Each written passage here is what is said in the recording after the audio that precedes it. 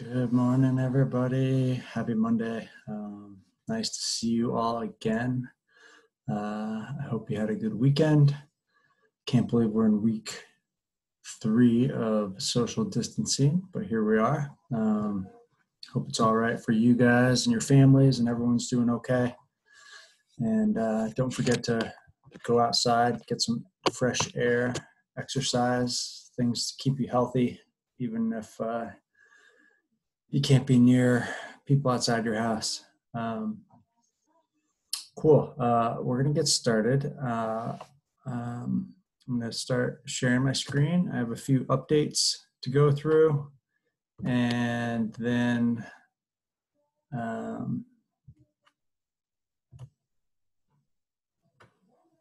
we'll dive into today's lecture. We have finished period 3. So if there's anything that you feel like you haven't mastered of the post-classical era, particularly the post-classical era trade routes and the post-classical era empires, you want to make sure you go back and review those.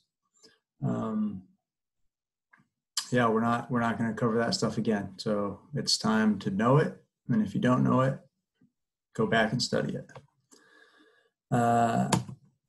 A few updates I wanted to go over very quickly. Update number 1 is we have a new grading policy from March 31st, so that's tomorrow, until we take the AP exam. This grading policy is designed to help you guys get ready for the exam, which means you need to study, and we need to do things that encourage you to study.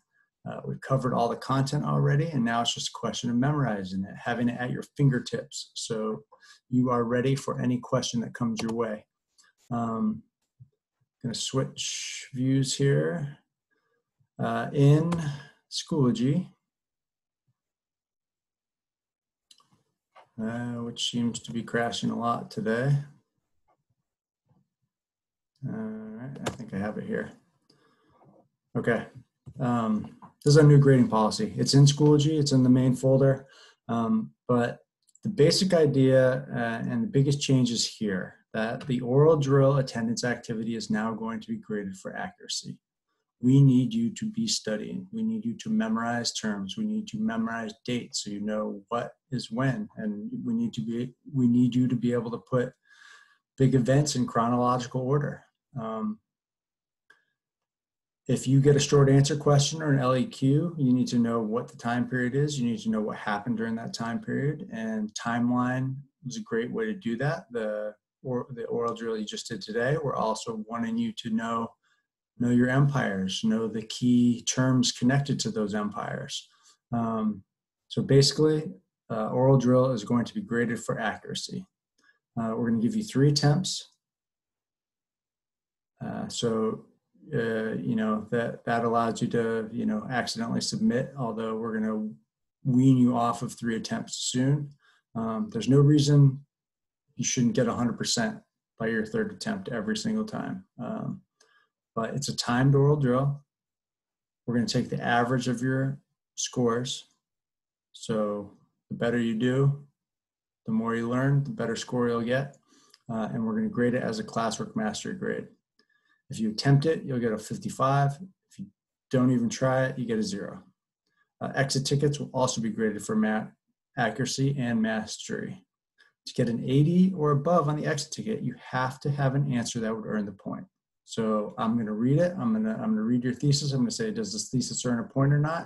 If it doesn't earn a point, you can't get it above an 80. Or a short answer question. Does this earn a point? If it earns a point, you get 80 or above, depending on how strong your writing is. If it doesn't earn a point, can't get above an 80. Also a classwork mastery grade.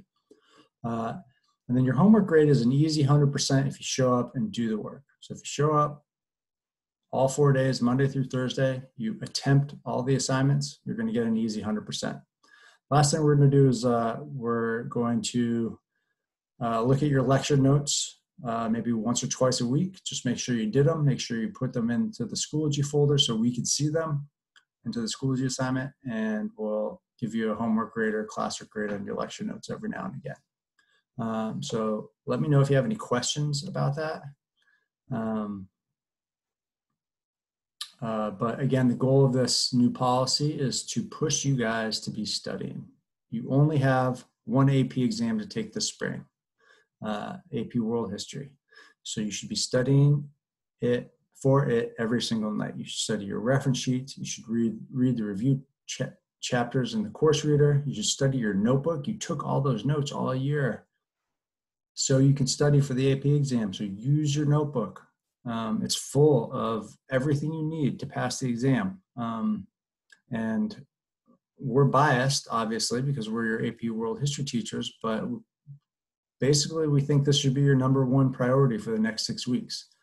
Studying for the AP exam, getting ready for that exam, because if you pass that exam, it's going to open opportunities to colleges and universities that when you apply to them and you say, look, I passed the exam as a sophomore, AP World History, I'm ready for the challenges of your university. You could also get a significant amount of money for credit that you can earn. You know, a college class is expensive, and you can get exempt from a year worth of history by passing the AP exam. So study, please study. Okay, that's our grading policy update. I also want to remind you guys on the LEQs and on the topic, sentence, body paragraph revisions, there's still a significant amount of copying and pasting from websites. It's obvious. As easy it is for you to do, it's just as easy for me to identify it. If it continues to happen, you're going to get a 0 on the assignments, and you're not going to be able to make them up. And so your grade is going to suffer significantly. So don't copy and paste from the internet. And before we go into today's lecture, I just want to go over one of the gaps I noticed in the writing you guys did last week on the LEQs and also on those body paragraph rewrites. And it has to do with specific evidence. So here are a couple of examples from your writing. I took these from either LEQs or the body paragraph rewrites that we did on Thursday. And I want you to read these, and I want you to think about what is missing. So pause the video now, hit spacebar, pause the video. After you read these and think about what's missing. What's missing from both of these examples? These are body paragraph examples. So go ahead, pause your video, read it, and we'll be back together in a minute.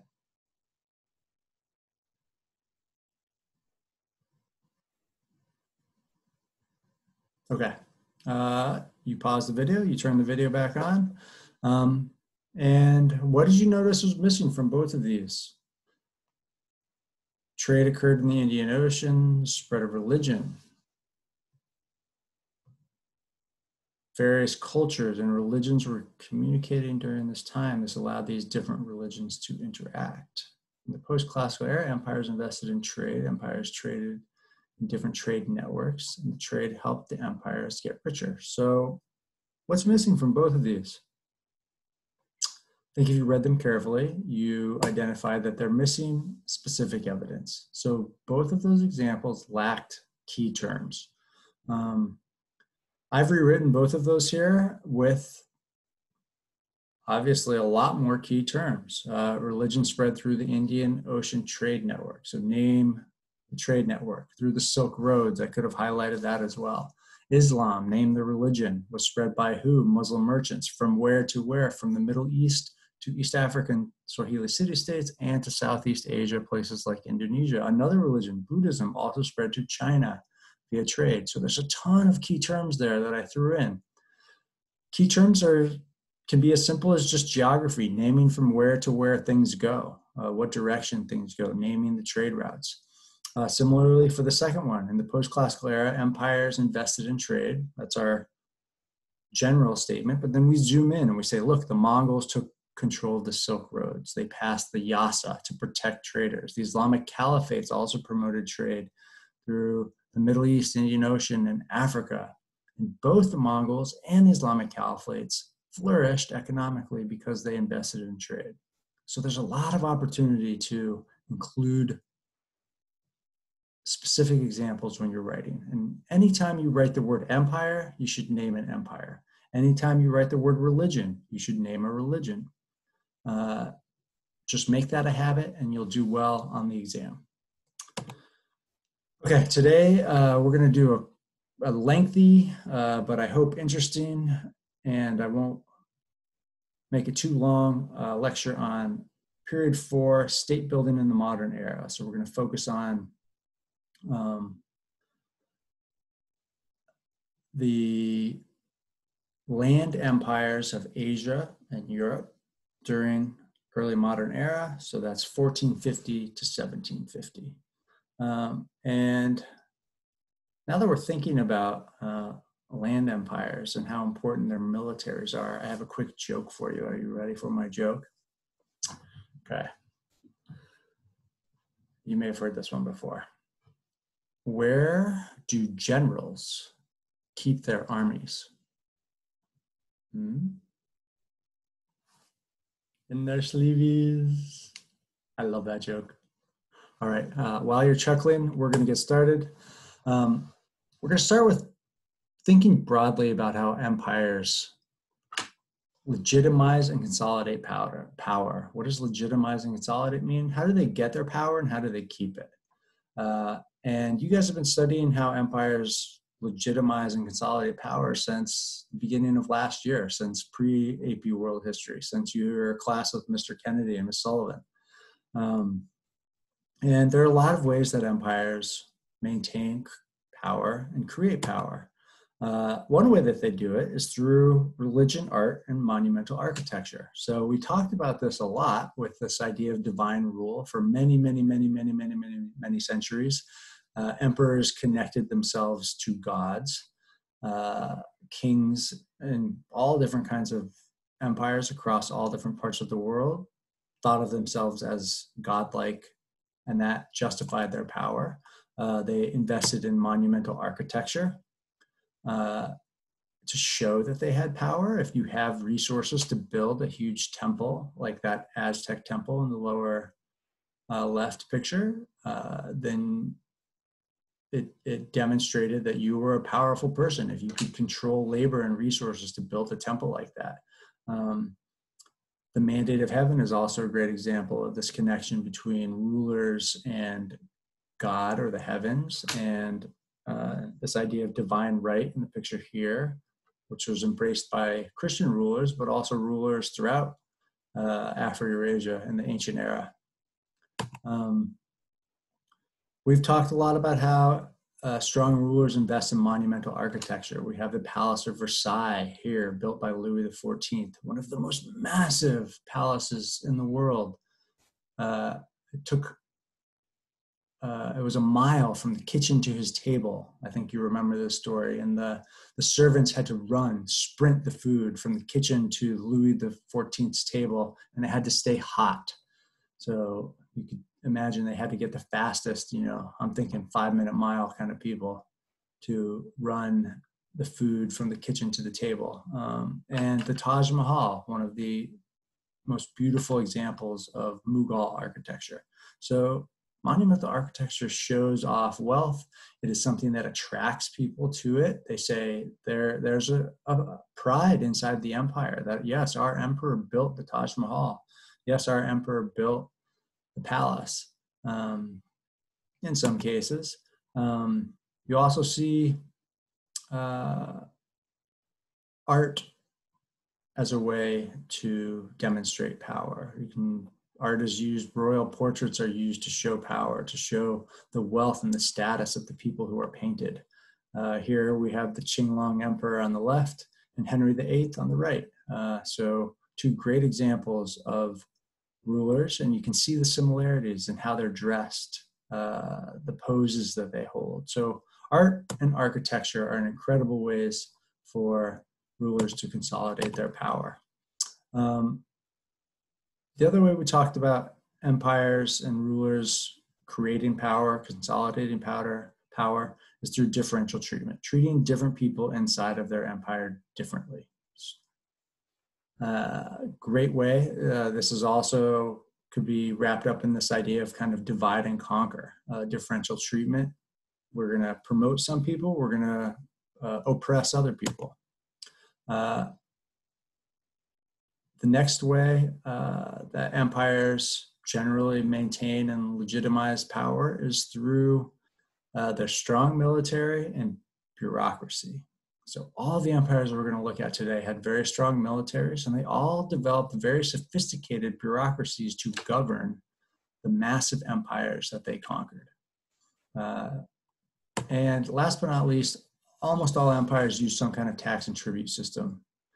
So they tax the people they've conquered, they tax their own people, or they demand tribute from people that they haven't conquered but might conquer unless those people pay them tribute. Tax and tribute are all systems of, or tax and tribute is another system of legitimizing and consolidating rule. So those are the four main ways that we're going to talk about. And we're going to look at several different empires. I'm going to introduce the empires to you, which you've already learned about, talk briefly about the key kind of historical points of those empires, and then we're going to shift into these methods of rule. The other way to think about all these methods of rule, that the way that we kind of framed it earlier in the year, was the division between cultivating loyalty or asserting authority. So each of these is a way to cultivate loyalty. You can use art, architecture, religious ideas to cultivate loyalty, but also to assert authority. You can use differential treatment to cultivate loyalty or assert authority. You can use your bureaucracy to cultivate loyalty and your military to cultivate loyalty or to assert authority. And you can use tax and tribute systems to cultivate loyalty or assert authority. So that's a great way to frame how these empires rule as well. This is just a reminder. This is an incredible map. I think it shows how fast the Mongols expand, but this is basically where we left off. The Mongols have conquered all of the Silk Road. They've conquered most of Asia, much of the Middle East, and they're at their peak around 1300. But then once the empire gets so big, it breaks apart. When it breaks into those different khanates, then there's an opportunity for new empires to take hold, for people to fight back against the Mongols. The Mongols don't have a centralized imperial government to maintain hold of their entire empire. So starting in the 1300s and late 1300s, early 1400s, the Mongol Empire starts to break apart and new empires emerge. So what are the empires that emerge in the early modern era?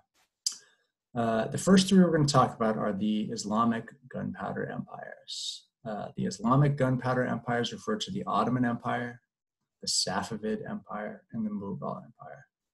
Mughal, not Mongol, Mughal.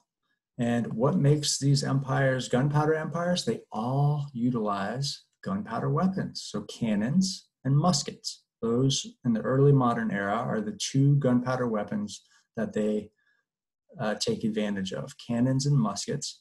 Gunpowder technology that was developed in China, that translated from China to the Middle East via the Mongols. So the Mongols hired Chinese engineers to help them conquer the Middle East. And those Chinese engineers then stuck around, and some of them taught their trade to the people that they conquered. So then the Middle East, the people in the Middle East and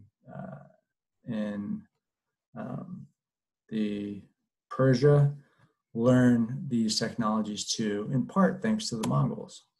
So we're going to start with the Ottoman Empire. The Ottoman Empire rise out of Anatolia. Anatolia is the current country of Turkey, and it is led by the leader, Osman, who comes from this tribe. And these are nomadic, kind of like the Mongols. They're nomadic. They are excellent on horse. They have large herds of animals. They move around.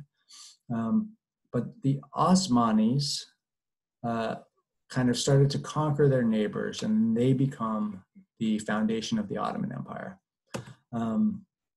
And if you remember, the Ottoman Empire's chief rival is here, the Byzantine Empire. And the city that they need to conquer is Constantinople, which sits right here and protects, controls all of the trade in the Middle East. It controls trade from the Black Sea to the Mediterranean. It's on the Silk Road. So the city of Constantinople is the most important city in the region because of its control of trade. And the Ottomans try to conquer it. Now, if you go back into your notes from Q1, we went into great detail about the city of Constantinople, how the Ottomans eventually conquered it from the Byzantines. And the most important feature of that conquest was their use of this massive siege cannon known as Orban's cannon. The cannon took 8 hours to load and fire a single cannonball. You could fire 3 shots in a day. And while that doesn't seem like it's a very effective weapon, this weapon allowed the Ottomans to break down the walls of Constantinople, which no conquering army had been able to do for literally hundreds of years. Hundreds of adversaries tried to conquer Constantinople, and they were all thwarted by the incredible defensive system built in Constantinople. But then this cannon, this new technology, allowed the Ottomans to break down the walls of Constantinople and eventually conquer Constantinople. And it wasn't just that it was shooting the walls, it was also the psychological factor of hearing that cannon boom every 8 hours and knowing that the cannon was just going to keep firing on your wall. Also, I think, contributed to the Byzantine emperors willing to eventually surrender. Constantinople falls in 1453. The Byzantine Empire eventually collapses. This leads to the Ottoman Empire controlling the Silk Road, controlling Constantinople, that important trade city, which is going to have implications that we're going to talk about tomorrow with European exploration of the Atlantic and trying to find new routes to Asia. So Mehmed II enters the city of Constantinople in the fall of 1453, and eventually the Ottomans expand all over the Mediterranean.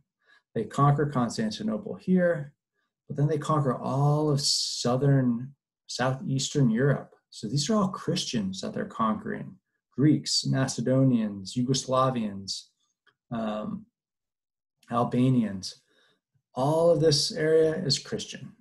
They conquer all of North Africa. So this map looks very similar to a map of the Abbasid Caliphate. So the Ottomans become the new Islamic Caliphate. They control Mecca, they control Medina, they control Damascus, Jerusalem, Baghdad.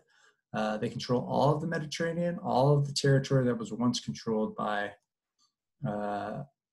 the Islamic Caliphates and by the Byzantine Empire. And how do they expand so quickly? Well, they have gunpowder technology, rifles, muskets. They're also incredible horsemen.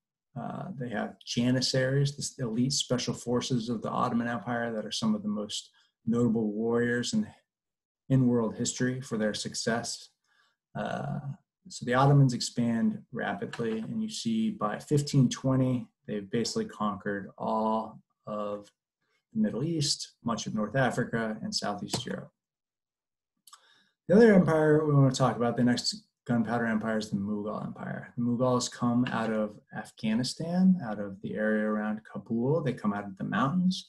Like the Ottomans, they were skilled horsemen and horse people. They have strong cavalries, but they also take advantage of gunpowder weapons, and they conquer India. They conquer the Hindu country. They replace the Delhi Sultanate, and they're able to conquer much of southern India that the Mongols never touched. The Mughals were led by 3 significant emperors. Babur is the first. Akbar is the most famous that we're going to talk more about later, and Aurangzeb, who kind of led the golden age of the Mughals. Mughals last for more than 300 years, 1526 to 1857. And 1857 is an important date. You remember that marks the end of the Mughal Empire, because what happened in 1857?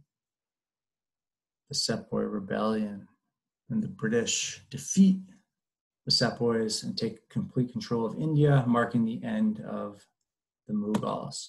The most famous structure built by the Mughals is the Taj Mahal, a beautiful example of a mix of Islamic architecture and local Hindu architecture. We're going to talk about all these empires a little bit more. This is just a quick kind of introduction to how they fight. The other main gunpowder empire is the Safavids. The Safavids also, you see in this image, use cannons, use muskets. They basically control what is today Iran. So they are the in-between empire between the Mughals here and the Ottomans here, and they keep the Ottomans from spreading further east. And Safavids and the Ottomans are kind of like constant enemies. They're always going to war against each other. The most significant battle between them is the Battle of Childeron, in which the Ottomans defeated the Safavids using gunpowder weapons, which allowed the Ottomans to expand and take over this area of Baghdad and much of the Middle East. There's also a religious divide between the Safavids and the Ottomans that continues to this day. The Safavids were mostly Shia Muslims. The Ottomans are Sunni Muslims. So that trend continues to this day. Iran is Shia. Much of the rest of the Middle East is Sunni. And there's a lot of tension and conflict still happening today because of this divide. And some of that conflict has historical roots that go back to the Ottoman and Safavids fighting against each other. The last gunpowder, we have a couple more gunpowder empires, two more. The Qing dynasty ruled from 1644 to 1912. The Qings, remember, came out of Manchuria. They are located up here in the northern part of China. They speak their own language. They are Manchus. They speak Manchurian. They come from a different region, and they were able to conquer the Ming dynasty. So the Ming had taken over after the collapse of the Mongols, and the Qing come out of the north, conquer the Ming, and establish their own dynasty. And we're going to look about how they rule a little later. But you see they conquer a lot of China. This is, they kind of expand China's borders more than almost any other dynasty that preceded them. And the Ming dynasty was kind of at the center of, the Qing dynasty was at the center of the silver trade that we're going to talk a little bit more about this week. And they implemented some reforms that we're going to look at a little later that really strengthened their empire. The last empire that utilized gunpowder weapons is the Russian conquest of Siberia, so the Russian Empire. Russian Empire, Siberia was this kind of unconquered, vast territory, similar to North America, full of Native Americans who lived in greater balance with their environment than Europeans. And the Russian Empire expands out of Europe, conquers all of Siberia, which is a massive military expansion as well. It's led by the Cossacks, and we're going to talk more about the fur tax. The most important resource that the Russians wanted to acquire out of Siberia was fur, the soft gold of the early modern era. So now I want to dive into how all of these empires use these different techniques that we introduced at the beginning of the lecture. So how do they use differential treatment? How do they use tax and tribute systems? And how do they use strong military and bureaucracy? So starting with differential treatment, treating different people in the empire differently. The first example we want to talk about is the Ottoman use of the millet system and devshirme. Remember, the Ottomans conquered a lot of Christians. They conquered a lot of Christians in Southeast Asia. And in order to incorporate those Christians into their empire, they had two techniques. The first was the millet system. The millet system is the technique where the Ottomans allow those Christians to basically maintain their autonomy. They're able to maintain their local judges. They're able to maintain their local courts. They don't have to convert their religion. So they get to remain Christian. They are asked to pay the jizya tax because they are people of the book. So they don't need to convert, but they do need to pay the jizya tax. And but they're granted a fair amount of autonomy, and as long as they're loyal, they get to kind of run things the way they were run under the Byzantines. That's the millet system. The devshirme system is the recruitment of Christian boys into the Ottoman bureaucracy or into the Ottoman military. So they would kind of visit the Christian villages. They would look for kind of the best and brightest, and they would recruit those Christians to become either government officials or military. And this helps the Ottomans achieve loyalty in a couple ways. One is through fear. So yes, there are families that are going to lose their children to the Ottoman Empire. But I think more than fear, it creates loyalty, because these Christian boys who are taken into the Ottoman military or into the Ottoman bureaucracy are very well taken care of. They speak the local language from the community in which they come from.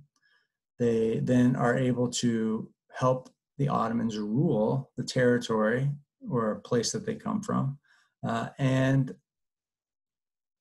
they're very well paid, and they're given prestigious positions. So if your son is recruited into the Ottoman devshirme, your family's going to be set. It's going to be set for life, probably. And your children and grandchildren are going to benefit from this recruitment. So while it is a form of kind of coerced labor, it's also an opportunity. Another empire that embraces indifferential treatment is the Manchu. So the Manchu, again, they speak Manchurian, they come out of the north, and the people that they conquer are the Han Chinese. That's the ethnic group of the most of China. The Manchus conquer the Han. They force the Han, all Han men, to cut their hair in a certain way, and this is known as the Q hairstyle, like a ponytail with a shaved head. And this is a very clear way to assert authority, to show who has power and who doesn't. The Manchus would have their beautiful flowing locks and whatever hairstyle they wanted, and the Han were forced to have haircuts like this. Women were also, Manchu women wore certain clothes. Han women had to wear something else. So through hair and clothing, the Qing assert their authority over the Han. And I think you also remember from our lecture when we talked about the Qing a couple of quarters ago that the punishment for not wearing your hair in this way was death. You could be killed for not subscribing to the proper haircut or the proper clothes. This is a very strong demonstration of authority. The other thing that the Manchus did toward the Han is that they didn't let the Han have any positions of power in the government. They made sure that all of the Manchu, all of the senior bureaucrats who were the highest advisors were all Manchu. They made everyone who wanted to be part of the government learn Manchu. They changed the language to Manchu. So all of those are ways that they also excluded the Han from government, and any Han who wanted to become part of the Manchu government had to learn Manchu, had to be very subservient to the Manchu emperors. And our last example is Akbar. And Akbar was known for his religious tolerance. I think you remember this. He was fascinated by other religions. Even though he's Muslim, he, he did not really encourage Hindus to convert. He encouraged Mughal officials, his generals, his advisors to marry Hindu women, to make unity through marriage. He hired a lot of Hindus into his government. He hired Hindus to be some of his generals. So Akbar is famous for being religiously tolerant. Another way that they incorporate differential treatment, so basically welcoming Hinduism into the Mughal system of government. And in Russia, the differential treatment is very stark. The ruling elite in Russia represented about 1%, the nobles, and the people that they conquer are all peasants, and they control the peasants. The peasants are known as serfs. They're essentially slaves, and they aren't bought and sold like chattel slaves, but they are forced to work. They're not allowed to leave their village. They're considered kind of like property of the nobles. So Russia sets up a very distinct social hierarchy, and this is another form of differential treatment that allows them to control the vast population that they conquer. Bureaucracy. I'm going to speed things up a little bit here. The Ottomans used devshirme to create their bureaucracy. We mentioned this already, but the Janissaries, so these guys pictured on the right, become the elite special forces of the Ottoman Empire. They are the best trained, best educated military in the Ottoman Empire. They lead the battles, but they're also advisors. The Janissaries are also brought in to be economic advisors. They're also brought in to be trade advisors, economic advisors, political advisors, military advisors. And so they're really woven into the fabric of the government of the Ottoman Empire.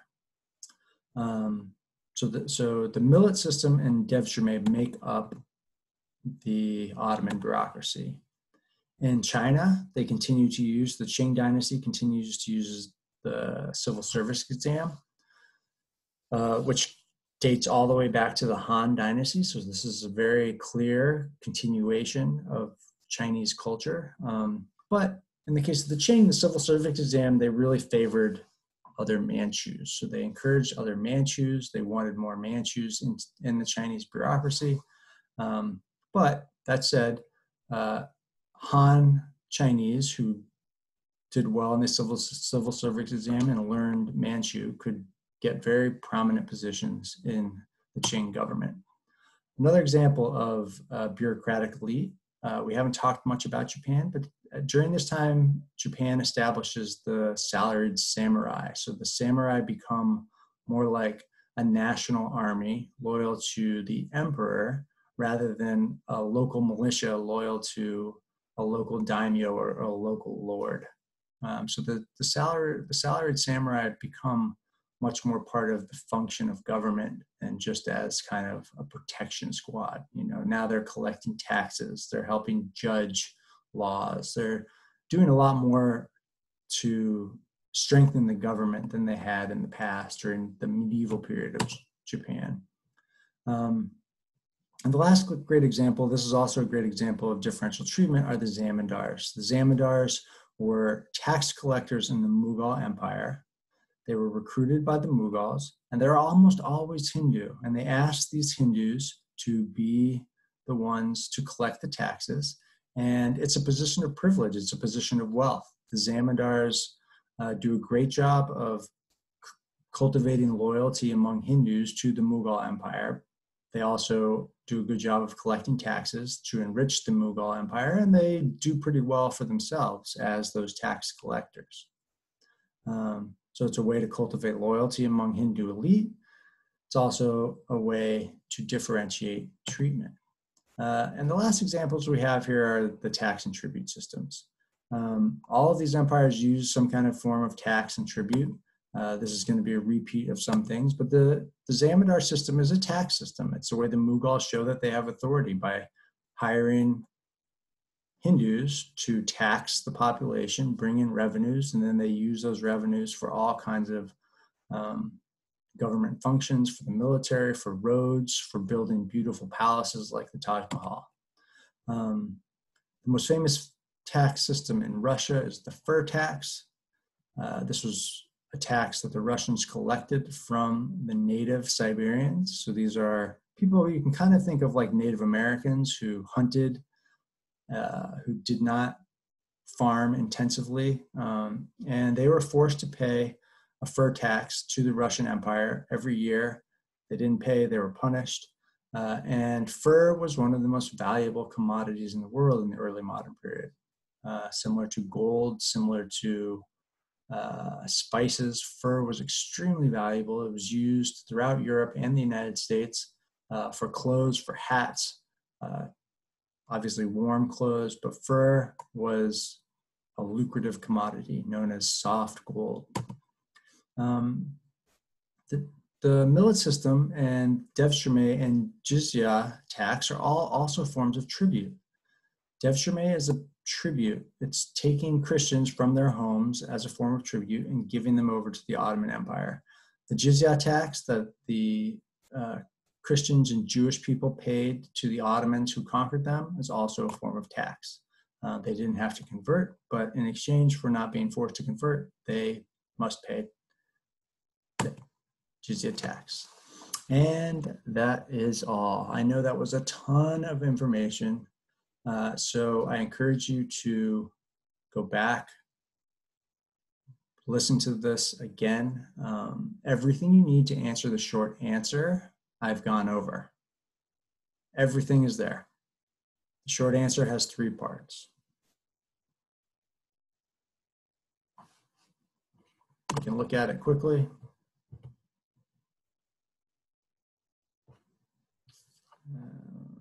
Let's see here.